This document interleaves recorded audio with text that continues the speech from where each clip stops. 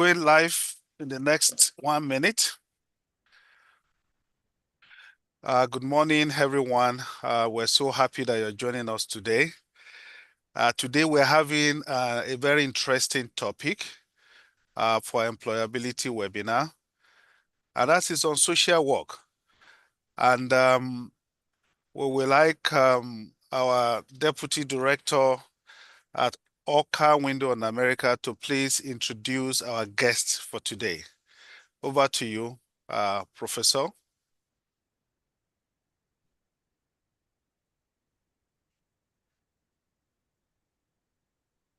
Yeah, thank you, Prof, for the introduction. Good morning, everyone. You're welcome to yet another interesting and engaging session, our Employability Monthly program. I'll go straight away to introduce our guest speaker for today. His name is Dr. Ohiro Oni-Eseleh. He's a founding program director, Master of Social Work, College of Education and Human Development, University of Delaware, USA. Dr. Ohiro Oni-Eseleh is an academic whose research scholarship has broken multiple grounds. His work on autism continues to receive worldwide acclaim and readership, and his article on that subject has been read in about 100 countries and continues to be cited by scholars around the world. His most recent research studies include the financial security and quality of life of older Nigerians, the lived experiences of social work students during the COVID-19 pandemic, and the intersectionality of old age, disability, and social work practice. He's also the author of such publications as In Pursuit of Dreams, The Truth About Immigration, Stress Kills, and When Loving Brings Pain, How to Deal with Hurtful Feelings in Your Relationship. Dr. Ohiro Oni-Eseleh has also been a licensed psychotherapist for over 30 years and continues to maintain an active psychotherapy practice with clients all over the world. Last year, he was named by a publication as one of the only two New York-based Black American psychotherapists who see clients internationally. Dr. Ohiro Oni-Eseleh has also been, Dr. Ohiro Oni-Eseleh's extensive experience includes working with individuals, couples, families, and groups in a variety of settings to address a wide range of issues successfully. His clinical work focuses mainly on helping people deal with stressors associated with relationships, social adjustment, marital issues, depression, anxiety, trauma, bipolar disorder, racism, labor, and immigration. He also works with organizations and individuals to achieve maximum organizational and occupational functioning, particularly around strategic planning, employee development, and issues of diversity, equity, and inclusion. In addition, he helps individuals explore and attain clearer career perspectives and works with them to build pathways for successful professional development. Dr. Eseleh approaches his work believing that in each of us lies the ability to attain much of the transformative changes that we seek. And he has seen that come to light over and over through the years. He brings a well-rounded focus to his work and includes a tremendous amount of respect and hope for each person that he works with. After several years of assistant dean at Adaifa University School of Social Work, Dr. Oni-Eseleh recently joined the University of Delaware, where he created a social work program from scratch. His podcast, Ruminations with Ohiro Oni-Eseleh, was named in the top 20 clinical social worker podcasts in the United States in 2024. Please, with a round of applause, let's appreciate Dr. Vincent. Wonderful. Thank you very much, our dear professor. And Dr. Ohiro, we have had your intimidating bio, and we're so happy that we're having you today. So we will ask you to please proceed with your presentation. Good morning, everyone. I have been interacting here with young people, as I always like to do. And for those of you who I haven't seen one-on-one, I am coming to you at some point. But it's really my pleasure. It's my pleasure to be here in the country where I was actually born and raised. And I am Americans will say I'm an American, but I always remember that this is where it began. So I'm also grateful to be home. And I'm really especially grateful to the United States Consulate, grateful to the United States Consulate for doing all of this great work in Nigeria and for making it possible for people like me to come here and share our knowledge and share our work with people. And so when I was telling students that I was telling a group of students that are here present that I graduated from a university here in Nigeria, that's the great UI, the Great University of Ibadan, over 40, oh yeah, great UI as well? I thought so. I thought it was something special. And I graduated from there 42 years ago and left for the United States immediately afterwards. I did my NYC, so I have lived in the United States for exactly 40 years, 4 decades. So it's amazing to be here, and I welcome also all of the 28 American spaces that are watching this, and I am looking forward to a period of interaction after I speak. Let me say that I think of myself first as human, and then I think of myself as one with a responsibility to serve. And that's what social workers do. Social workers serve. And so today I have come to talk about the social work profession from the career point of view.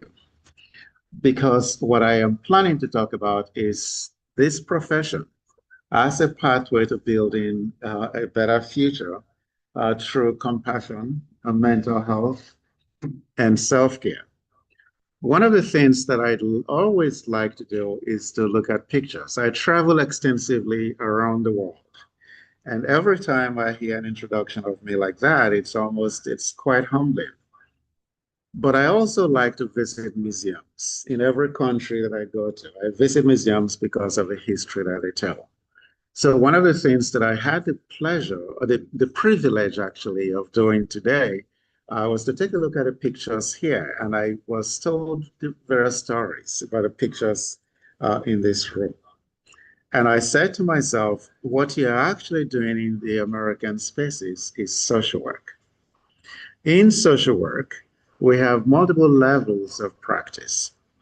We have what is called a micro level of practice. That's when you are working with someone one-on-one. It's micro. And if you look at all of the pictures in this room and the children that are poor, children that are not getting an education, but instead are doing things that we'll consider to be child labor, if you are working with them one-on-one, that will be micro practice. So if we work with small groups, families and small groups in communities, which is also what some of the pictures here depict. Well, they don't depict work, but they give us images of what could be happening in the lives of the children that you are working with. So if you extend that beyond that individual and you're working with a family or working with them in small groups, that's what we'll call mezzo practice, which is MEZZO. And if you go beyond that and you're working with communities and organizations, then it's what we call macro practice. When you're working with bigger, very big groups, that's macro practice.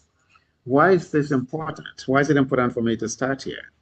It is important for me to start here because, first of all, the pictures that I saw led me to that discussion, but it's also because as human beings, we are connected one to another. And that is what social work does. But social work doesn't just look at the individual.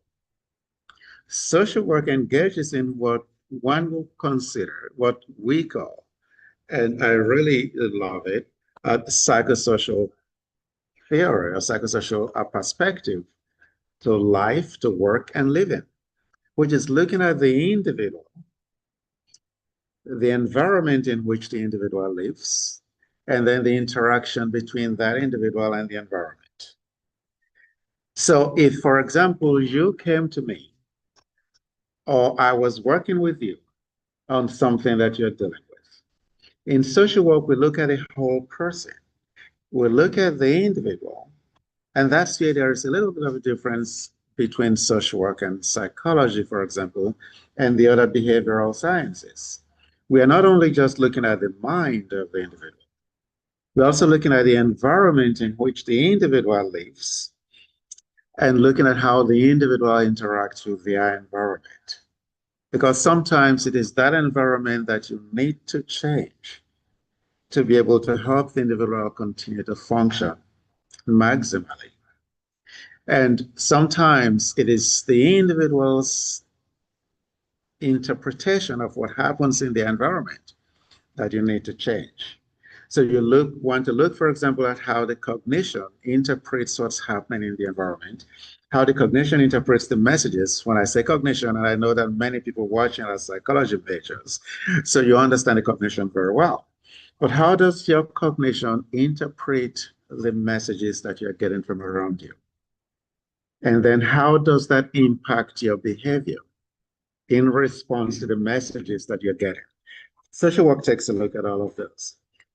But can you see screen? Can you see the screen? We can. Okay, great. I can, okay.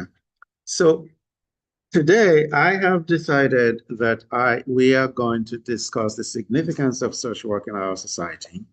We are going to try to help ourselves understand the vital role of mental health in personal and professional success, because social work is very big on this. And I am going to try to identify at least 5 career paths within the field of social work, because after all, this is about career opportunities in social work, in the social work profession. And I'm going to describe the qualifications and licensure requirements for entering the various levels of social work practice in the United States, not necessarily in Nigeria, but hopefully social work in Nigeria can develop to that point. And it's my expectation that I will be part of the process of getting social work practice in this country to that point. And I am hoping that at the end of this day, you'll be able to also recognize the emotional and psychological demands of social work. Because social work, any job that works with people has accompanying it some mental toll. Whether you're a pastor working with people constantly, whether you're a teacher working with people constantly, whether you are an engineer working with people constantly, if that interaction is constant and it's frequent, it's constant, it's nonstop, At some point, you're going to begin to feel the impact of it. The people that you're not able to help, how do you go to bed at night when you're thinking about those people that you're not able to help? For that reason, therefore, I'm going to be talking about some of the impact on not just social work practice, but on the people who practice the profession. And then we'll reflect on our personal and professional interests. One of the things that I was hoping to do was to actually have small groups, but we can't do that, not just because we only have an hour, but also because there are 28 various American species, and not everybody's in this room, and everybody's in different parts of the country. And so what is social work? Just in short, I would say, let me just say that social work is not a profession to define, but it's one that can be described. It's that profession that focuses on helping individuals, families, organizations, and communities, and of course, groups, to enhance their well-being. So the main goal of social work is to get you from this point to that point, from this point to that point, to help you improve your life, to help a community improve its functioning, to help groups improve, to help organizations improve. So social work, as you're listening to me, you're probably thinking, oh, wow, it's not just one thing. It's not what I thought it was. Certainly, it's not exactly what you thought it was. But the main thing you want to do in social work is to improve well-being, to get people and groups and communities and organizations better. So what does that tell you? When I'm talking about helping individuals, groups, families, communities, and organizations get better, it should also be telling you that social workers work in all of these areas. They work with individuals, they work with families, they work with groups, they work with communities and in communities, and work with organizations and in organizations. In other words, social work is a very vast field. And so in terms of careers, I would like you to ask me as many questions as possible later, because you do not imagine that someone like me, who's been in the profession, who's been licensed for over 30 years in social work practice, in fact, for 32 years, has not been through so many levels of practice. I have, and I can guide you, I can talk to you about that. So in trying to pursue all of these areas, we go through many things and we focus on many things. One is service.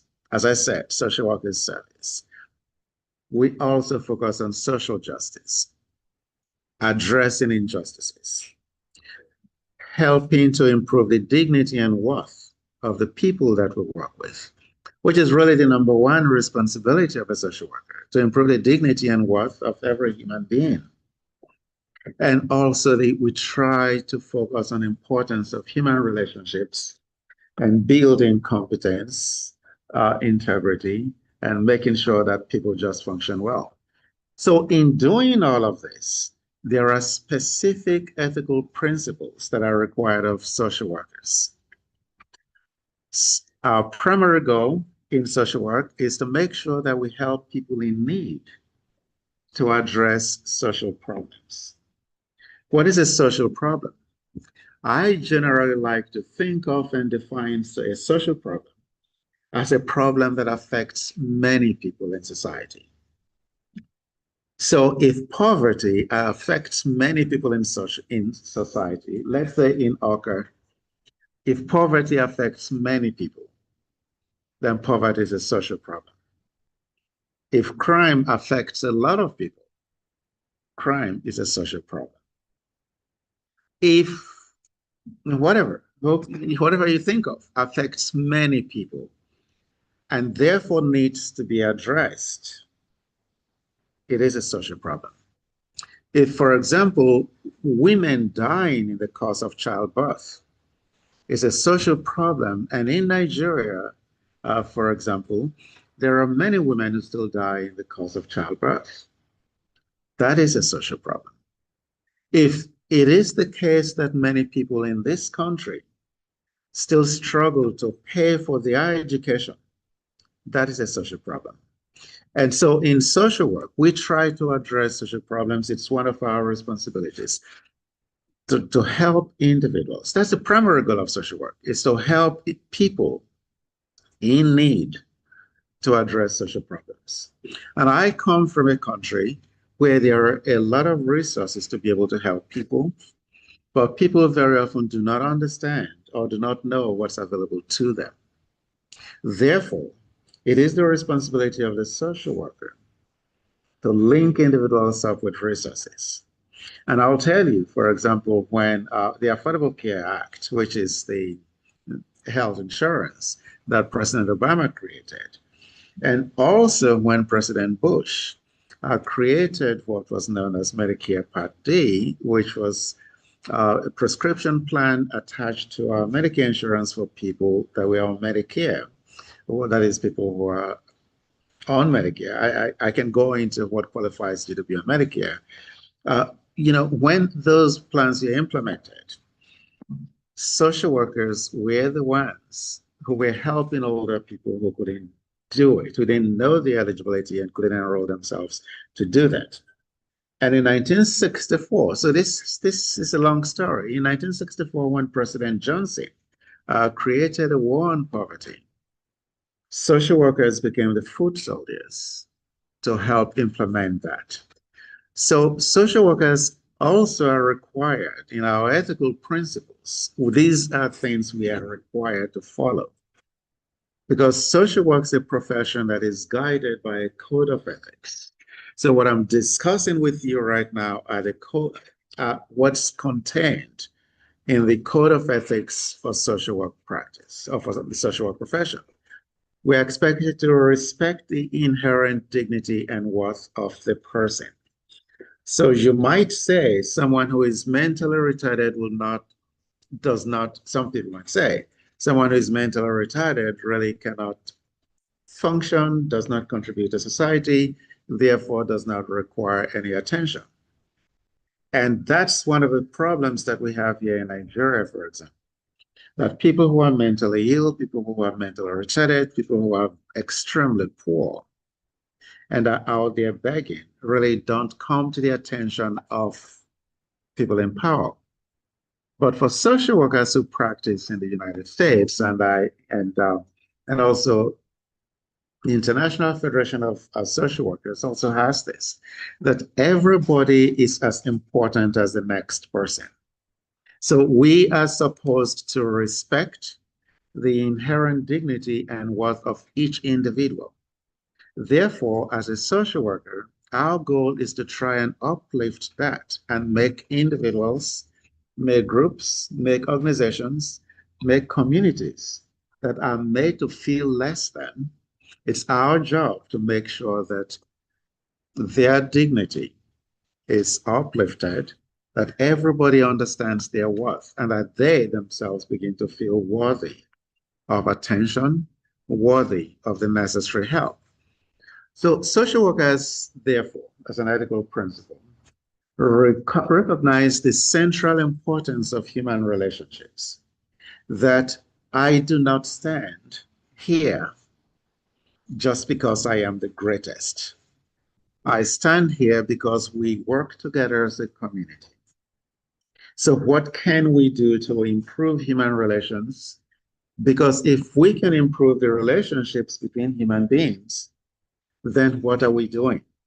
We are building communities, improving the lives of communities, improving the life of the individual, improving the lives of the family that they come from, improving the functioning of the organizations that they interact with.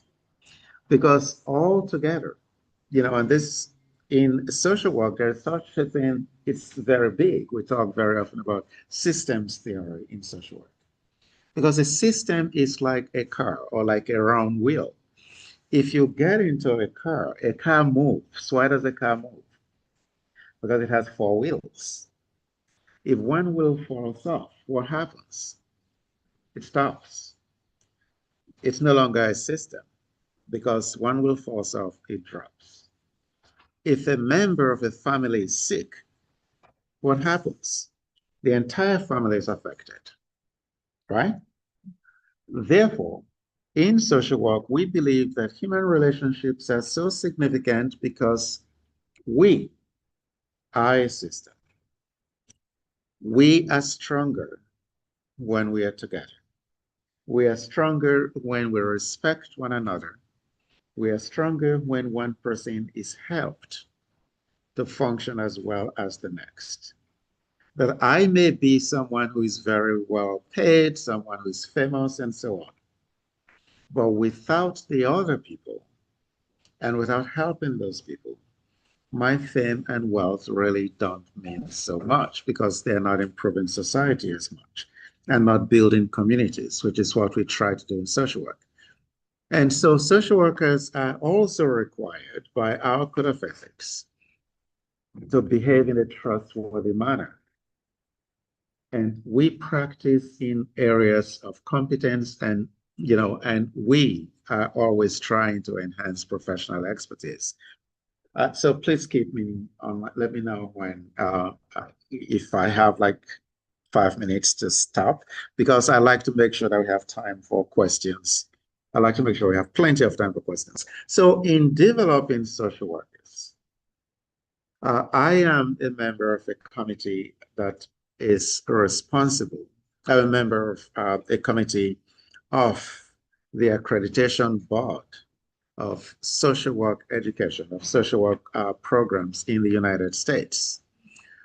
And so in building people, in preparing people for social work practice, we, of course, have so many social work programs in the United States. And the one that I created at the University of Delaware just went through the step of accreditation. The University of Delaware, where I come from, is one of the top research institutions in the United States. It's a research university. So the university never had a social work program. But what happened was that COVID came.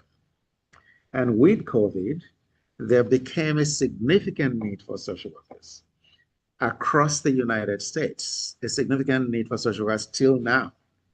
We are struggling to catch up. We don't have enough social workers to meet the needs, to meet the demands that people have. So the University of Delaware then recruited me from my old university to create this program. And I had just being co-chair of a team that built a Doctor of Social Work program at my other university, not a PhD. In social work, we have a PhD and we have a DSW. The PhD is an academic, it's a research degree, which is what I have. It's a research degree. But then there's a doctorate of social work, which is a DSW, which is a practice degree for practitioners. And so I came to the University of, I'm sorry. Oh, so I came to the University of, I'm sorry. Yeah, excuse me, I just want to.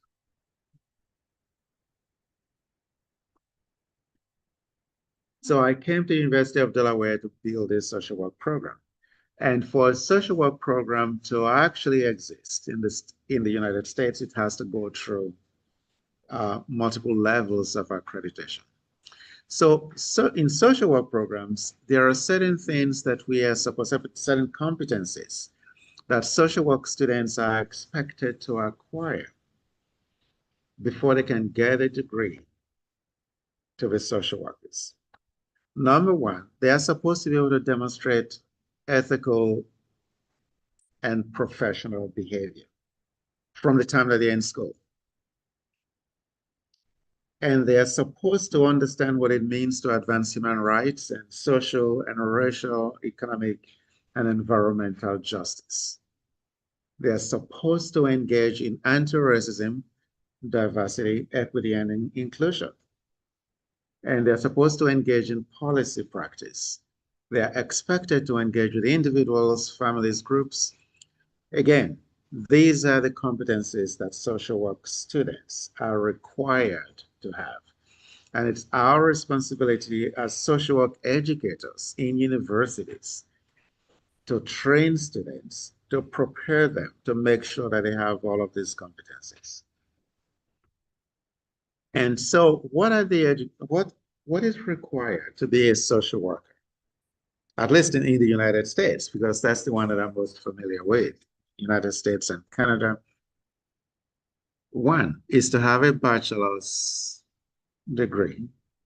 In some states, you can, well, if you have a bachelor's degree in social work, of course, you can practice, but in some states, you do not get licensed with a bachelor's degree in states like New York, which is my original home state.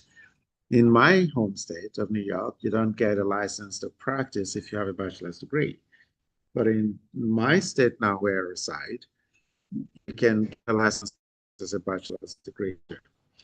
But generally, the license to practice social work starts from when you get a master's degree. There are two levels of license here. The moment you graduate with a master's degree, and this is across the entire United States, the moment you graduate with a master's degree, you take the first exam.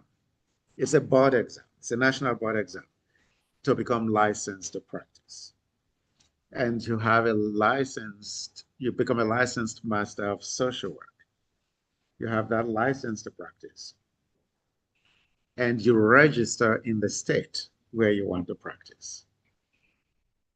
When you have been practicing for a few years, it's an average of 3 years, and you have been supervised by a clinical social worker like me, someone with a clinical social work license, which is the highest level of license here in social work. You take another exam. If you've been supervised by someone with my licensure credential for up to 3 years, 3,000 hours. In some states, it's 3,200. Then you take the second exam to become the licensed clinical social worker. And so you have to be a social worker, of course, you have to have you're empathetic. You have to be good at problem solving. And you also have to be good at understanding other cultures, be able to demonstrate cultural competence, be able to work with people who come from other racial and cultural backgrounds. So these are, in fact, some of the career opportunities in social work. What I have tried to do here is to break it down in such a way that you understand without going too much into the examples, because I'm conscious of the time. The clinical social work is the one. How many people are familiar with the word psychotherapy? Okay, very good. Clinical social workers are psychotherapists. That is my area. I'm in clinical practice as a social worker, which is why I have my own business as a psychotherapist. You do not have to be in clinical social work practice. You can be in macro practice. You can have a private practice. And it's not only if you're a clinical social worker practicing psychotherapy that you get to have your own practice. You can have your own practice as a consultant, working with organizations, working with various companies to restructure. You can have your own private practice, working with individuals and groups on social justice issues. You can work in schools, specializing in school social work. You can work in community organizations with your social work degree. You can work in child welfare services. You can work in healthcare. I have, as a medical social worker, I have done that myself. I've done many of these things, because it's been decades. And in just a few months, I was just responding to an email. I will be giving the keynote address at the annual conference of the American Healthcare Social Workers Association. You can be in higher education as a social worker, like me, be a professor in a university, or be building programs in a university. I've just been told that I have 5 minutes, but I'm an African, so time doesn't mean anything, right? We can just keep going. So, oh well, but of course, it's an American event, right? It's a US consulate event, so I'm going to do my best to honor it. But what I also will do is have maybe you can share the PowerPoint with everybody at the end of this. So these are many of the areas. There are social workers that work in courts, in the judicial system, conducting forensic examinations, forensic assessments for judges to decide. They help judges decide, for example, in child custody cases, in divorce cases, where the children should go, what parent the children will be best with.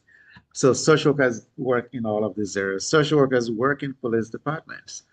I just had a bunch of police officers in my office last week because I am working with them to develop a program that would that would maintain communication with old people who live alone, so that we know when they need help, or when they're fine, when they don't find. So I am working with the police department on that, and also, my colleague and I are working with the police department on that, and we're also, through my university, going to be developing the AI system connected with that.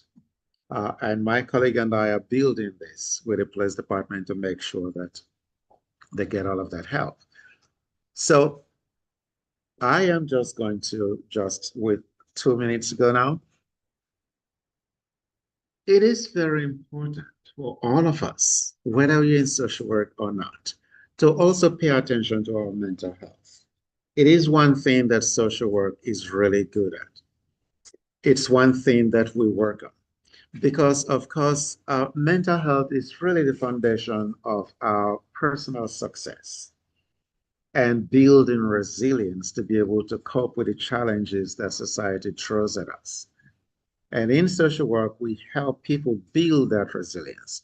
We help people build and maintain adequate mental health to function. We also make sure that we understand and help people understand the importance of their mental health, knowing that it improves creativity, improves their focus and decision making. It also reduces the risk of burnout. We help people, corporate leaders, and some of my clients are people who work in major corporations. And we help corporate leaders, we help people, teachers, anybody, police officers, doctors, to help them, we help them reduce burnout in their lives. And I am just skipping through many of these. And so in psychotherapy, which we also practice as social workers, we address some of these issues: depression, anxiety, bipolar disorder, psychotic disorders, schizophrenia. Psychosis is one of the symptoms of schizophrenia. But schizophrenia comes in a spectrum, which you'll have multiple things in schizophrenia. Not just schizophrenia, you have schizoaffective disorder, schizophreniform. We don't want to get into all of the diagnoses, but we diagnose these and we treat them as clinical social workers. We are responsible for diagnosing and treating along with psychiatrists. Psychiatrists prescribe medications. The social workers do the treatment through psychotherapy. And so personality disorders, substance-related disorders, eating disorders, dissociative disorders, stress-related disorders, neurodevelopmental disorders, neurocognitive disorders. These are some of the things that we deal with. So when you receive this PowerPoint, you are going to take a look and see what really qualifies as a mental disorder. And it's important to actually read it. And when I teach my students, because I teach the clinical diagnosis at a master's level, And in the doctoral level, I teach practice. But in the graduate level, master's level, I teach diagnosis. And I always start my semester by saying to students, as I'm telling you today, the purpose of understanding what mental disorders are and understanding diagnosis is not so that you go out and start diagnosing your friends. It is so that you know when someone is in front of you, what it is they are presenting, and try to help them deal with it. And so if I said to you as students, some people here are students, right? And I think you fall between the age range of 18 and 40, right? Between 18 and 40. That is what is known. And for those of you who are psychology students, Erickson says that that is the range that we call young adulthood, and says that the challenge that you are wrestling with in that age range between 18 and 40 is intimacy versus isolation. That is when you're building relationships, developing social relationships with other people who are your partners. And that's also the time when you come into the university and are struggling with your academic work. Am I wrong? That is a time when you're struggling with your academic work. That's the time when you want to maintain good grades so you don't disappoint your parents. So Erickson says that at that time, you have all of those challenges going on. So you want to develop competence. So why am I bringing this up? I'm bringing this up because from the social work point of view, that is also a time when you need support, the support of a professional to help you maintain health. And so these are the stages of development anyway.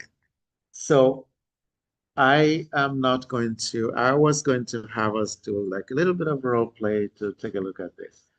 But so what I want you to do instead, am I out of time? Okay. So what I am going to We say. have 15 minutes to go. Okay. Is it 15 minutes for me or 15 minutes for everything? For everything. So, okay. So I am going to stop and I will say, let me take some questions. If there are no questions, then I'll continue. But let me take some questions.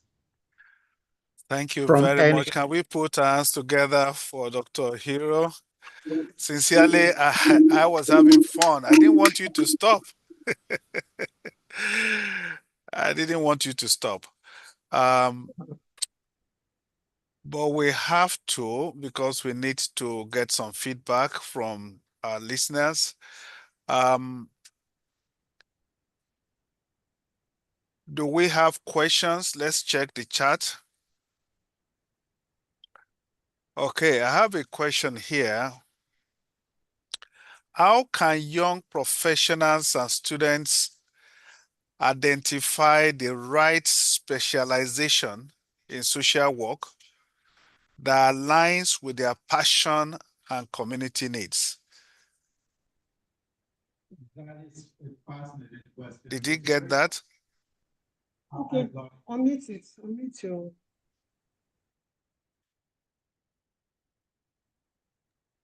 Okay, can you yeah, can you hear me? Unmute that.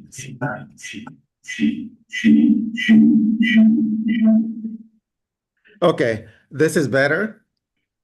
Yes. So we can see your face.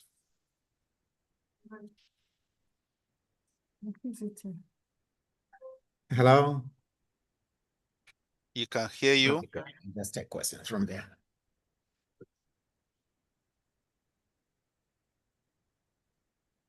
You can go ahead, sir. We can hear you from here. I'll take the questions.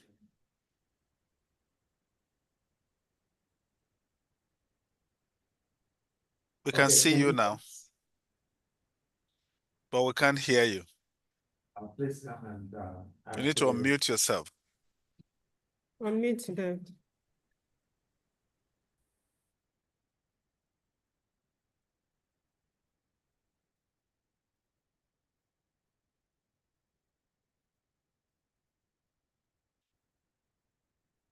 Can you unmute him? Okay.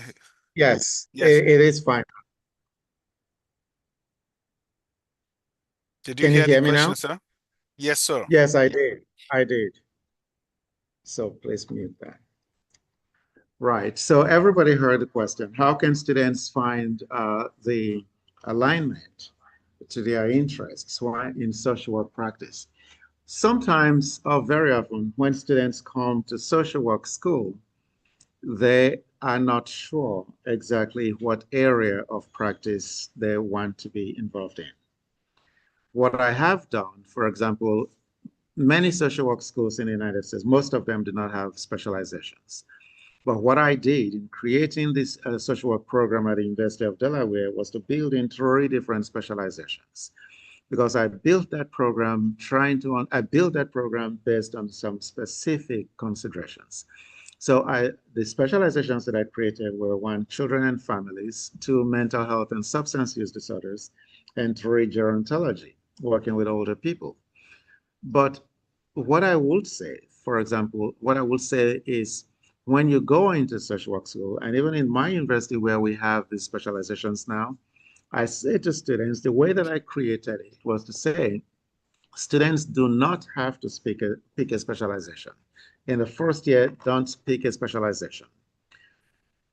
At the end of your first year, you meet with your advisor, and together they'll go through your grades. You'll go through your grades, but grades will not be the most determining factor.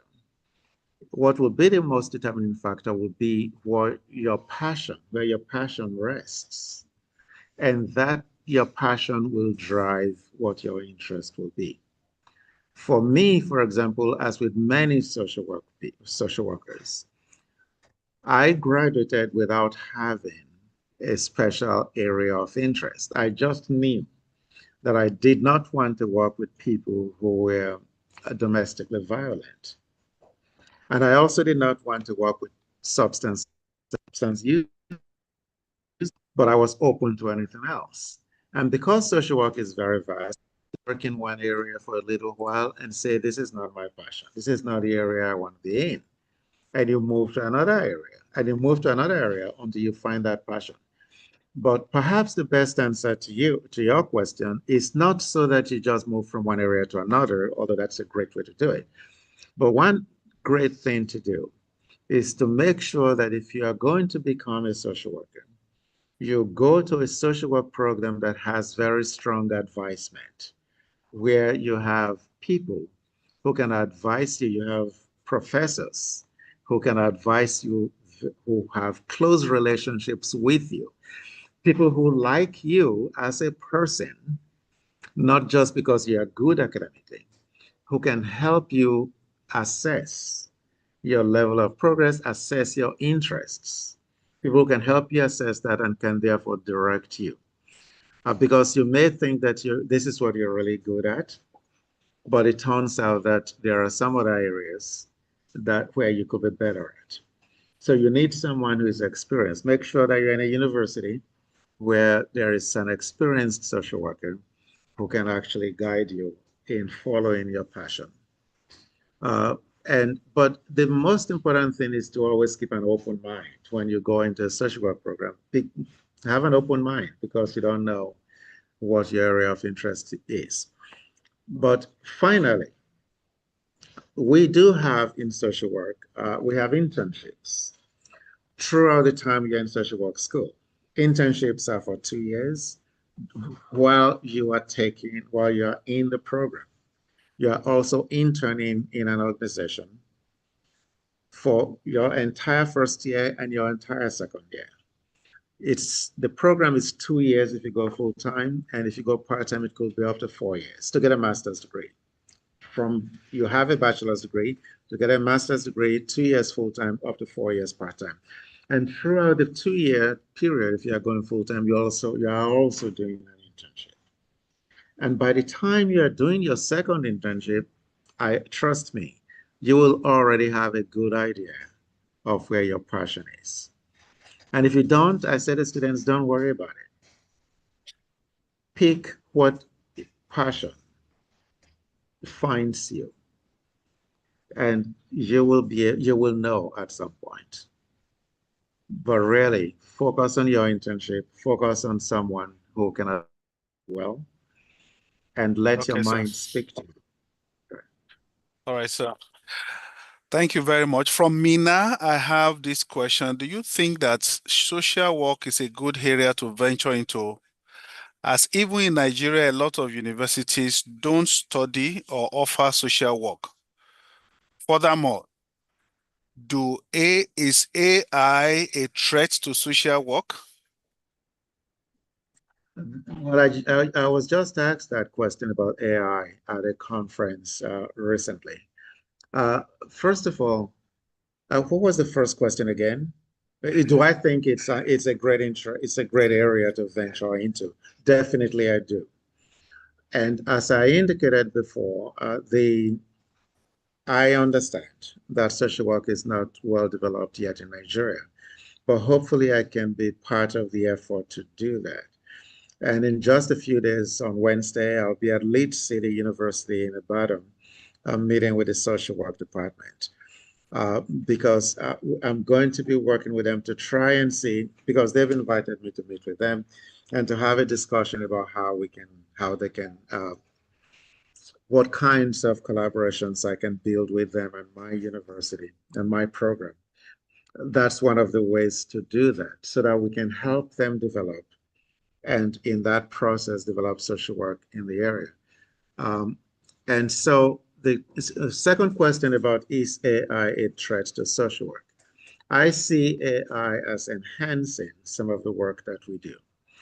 Of course, there are students who are anxious that AI is going to take their jobs. No. What is going to happen is that we build AI into the education. One of the things, for example, there's going to be an orientation at my university soon, and one of the things I'm building into that orientation is for social work, is how to help social work students use AI. AI will enhance our work, make it easier. It's already doing that. AI we've been using for a while, really. So it will not be a threat. And in terms of opportunities, I would say, as I just advised a student recently who applied to my university from Nigeria, I said to her, this is what I'll encourage you to do. Get your master's degree in social work in Nigeria, then contact me. I will bring you to the United States on full scholarship to get a PhD in social work. And she's working on that right now, and so that you will not have to pay for it. And so she's working on that right now. And it's my job to make sure that the younger people who come after me have these opportunities. Thank you very much. So we go straight to Enugu. Enugu, please unmute yourself, and then we take back to back with Calabar. Enugu, please unmute yourself.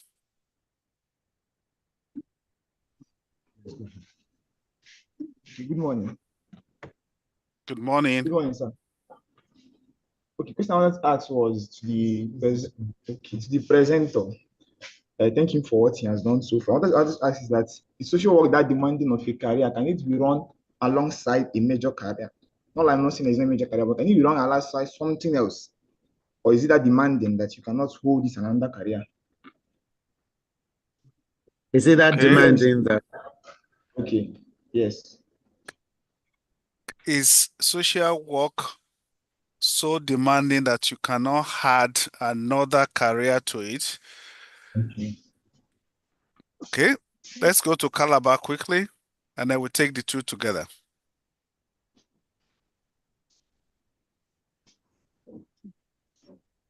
How do social workers manage stress and avoid burnout when handling multiple emotional cases? We can't understand, please.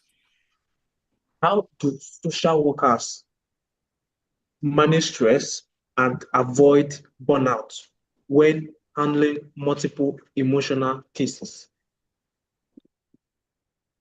Over to you, sir. Okay, the first question is social work that demanding that you cannot add another career to it? There are social workers who are also lawyers, and there are social work programs that are combined with law.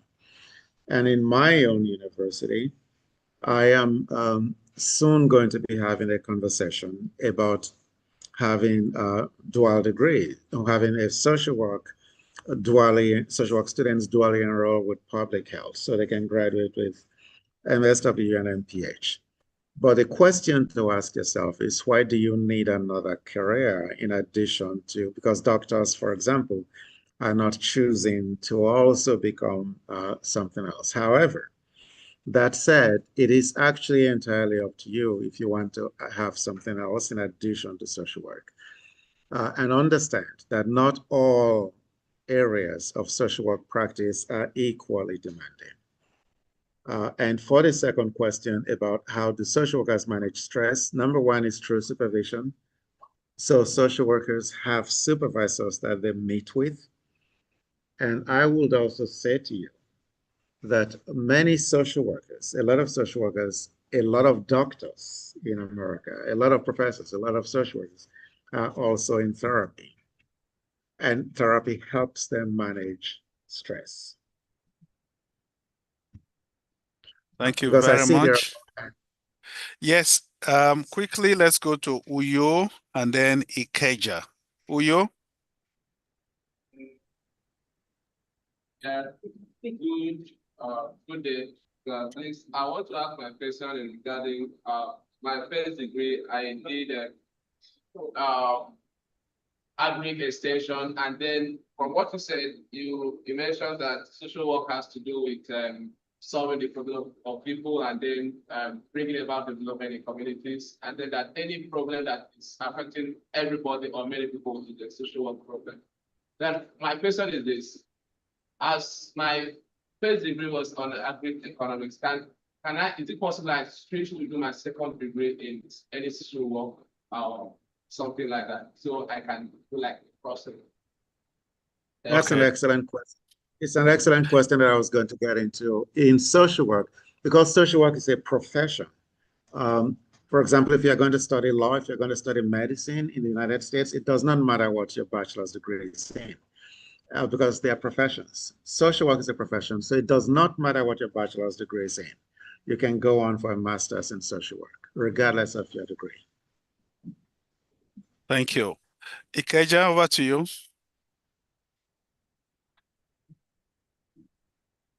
Good morning. Good morning. Question is, what can be done to significantly change the nature of social problems in Nigeria, especially among poor communities and dependent children, using law and policy? Did you get that? What can be done to change what? Is it the nature of social work practice? Nature of social problems using law and policy, especially among poor communities. I didn't quite get the question. Can you move closer to the system, the laptop or whatever you're using? Go ahead. All right. Then what can be done? Can we change the nature of social problems in Nigeria, especially among poor communities, using law and policy? Okay. All right. You cannot change the nature of social work problems, the nature of social problems, because social problems are human problems. But what you can do is change the approach to dealing with social problems. And you can do that through social workers advocating for what you said, changes in policy and law. And to link that with a question that I just saw, like, why is it that social work is not well advanced in Nigeria? At the time that when social work becomes that advanced, that can be done. But there is a push, and I can give you strategies that I have used in the United States. In the United States, I have legislators. I meet with legislators. They come to my office. I go to the offices, and we work together to try to change things. And my students right now are working on helping to create a policy that will affect people that are disabled. It's one of the assignments that I gave, and we've worked on together with some other professors who work with me and the students to develop this. And I have said to the legislature, the state legislature, I said, we are coming soon to your office to have this discussion and present this to you. And you also use the connections that you have. I just hired a senator. I just recruited and hired a senator to teach in my program, who will also be able, her degree is in social work, and she will be able to help us use those connections also to implement this. It's what you do with advocacy. It's what you also do with the power you have. So I use the power and authority that I have to be able to advance this. Who will also be able, her degree is in social work, and she will be able to help us use those connections also to implement this. It's what you do with advocacy. It's what you also do with the power you have. So I use the power and authority that I have to be able to advance this. Okay. So we have Kano. That's the last one. Kano, please. And then we get back to you, Professor Agenti. Let's have Kano first. So we have Kano. That's the last.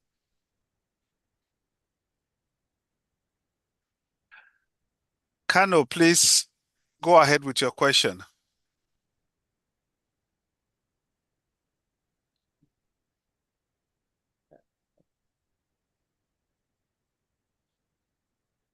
Kano, we can't hear you. Okay, can we go back to Oka now? Oka, ask your question. We can't hear Kano. Chat.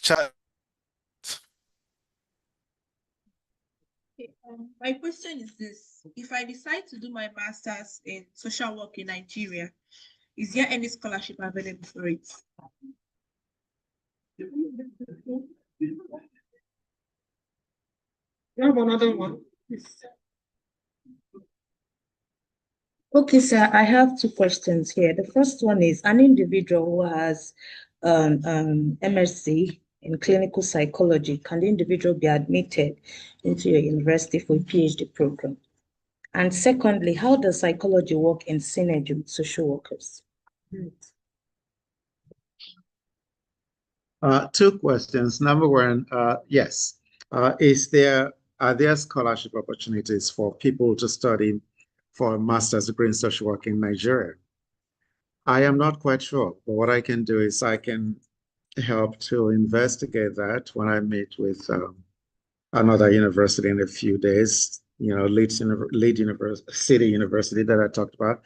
But I can assure you that I can work on helping you get some scholarship from the United States if you want to study social work here.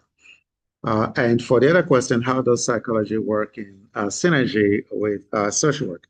Social work is not domain specific, by which I mean that social work is related, for example, to sociology, to psychology, some of these things that I just talked about.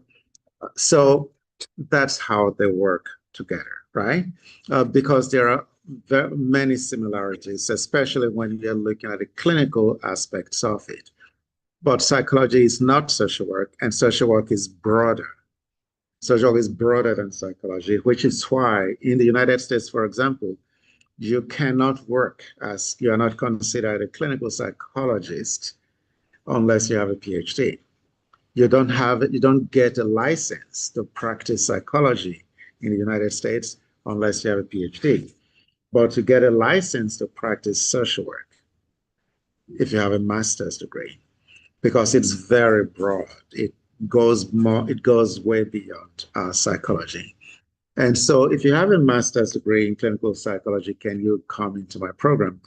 You can't come into a Master of Social Work. You can come into a social work program, but you also have to get another master's in social work. Social work is it's up to a 70 credit program, anything from 60 to 70 credits. 60 is the minimum, and I designed my program to be at 60 credits because the top research institutions in the United States have it at 60 like mine, and because it's very rigorous. And so that's why it takes those number of years to get a master's degree and the internships as well. Thank you, Dr. Ohio. We also have people who are watching you live on our YouTube channel. In fact, we have about 15 of them. Somebody is asking for soft copy of your presentation. You said you'll give it to us. Another person said, insightful as always. Thank you, Professor. Well, I have a lot of good to be here. Thank you, Prof, for doing this. This is educative. Thank you. So this session is well received. We really, really want to appreciate you, sir, for finding time to share from the wealth of your knowledge. And I can assure you that generations that are coming behind are going to listen to you because we have this on record. And I believe that many people who did not have the opportunity today will continue to listen to you, and your voice will continue for generations, even after now. On behalf of the U.S. Consulate, we want to truly appreciate the time and the commitment. And for the people who are within your area there, if you don't mind, you can continue your presentation with them while all others will log off. So I want to thank you once again. Do you have like 1 minute final word to your listeners? Yes, actually 60 to 66 credits, depending on the university. But I will say to you that I hope that I have really given you some things to think about. But I think that despite what you have heard, it is important to really understand that it is possible to pursue your dreams regardless of where you are. I know I am Nigerian, and I know that today many young people are thinking that things are so difficult because that's what they're seeing and that's what they're hearing. But I can also assure you that in the midst of difficulty can arise possibilities. And those possibilities can get you to what your vision is. Difficulties should never stop you from dreaming. I went to the University of Ibadan, which is Nigeria's premier university at a time when there were only few universities in Nigeria. But I wasn't thinking that I would be standing here today. But what I followed was a dream. Do not stop dreaming. Do not stop dreaming. And I promise you that I will respond to every email that I get from you. If you ever sent me an email, if you asked Professor Agenti for my email, I will send you an email. I feel that I owe a responsibility to younger Nigerians to bring you all along, all of you who want to come up. I am so grateful to the U.S. Consulate. I'm so grateful, my fellow Greatioite, and to everybody who's great. So, yeah, everybody. I was a Bellite, and I was a everybody. Zikite. I thought so. Right. So everybody who's been listening to us across Nigeria today, thank you very much for taking the time to do it. And thank you. Thank you very much. Can we put our hands together for Professor Ohio? Let's put our hands together once again. Thank you, thank you, thank you very much. Please don't forget, on Wednesday, we still have our orientation, eLibrary USA orientation. We also have Education USA on Wednesday. Please, let's keep it a date. Have a wonderful day, and bye-bye for now. Bye, everyone.